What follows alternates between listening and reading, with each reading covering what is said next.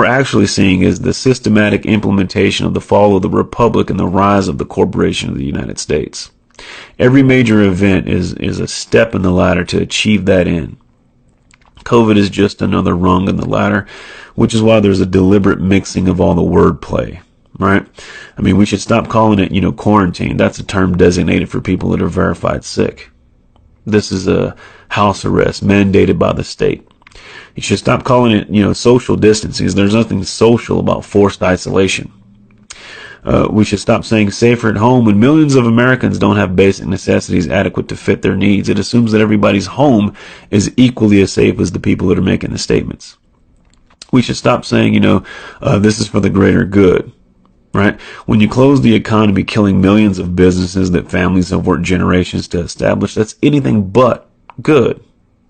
We should stop saying this is the new normal. That's just blatant mind control drivel. There's nothing normal about forced isolation, treating your neighbor like they have the plague, breathing your own bodily waste, wearing masks, living in constant fear of contamination. That's normal.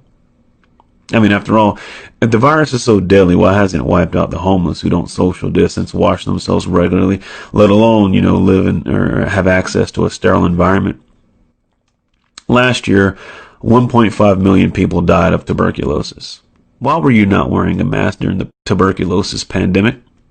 You were endangering, public health and safety along with billions of other people around the globe.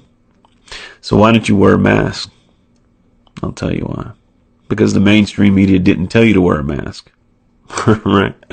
And so because though 1.5 million people died from tuberculosis, there was no tuberculosis pandemic any more than there's a coronavirus pandemic.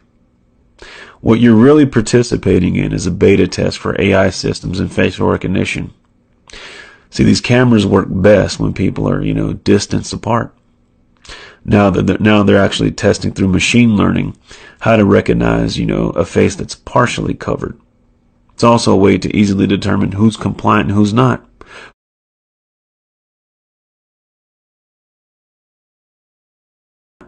Who does the propaganda work on and who it doesn't?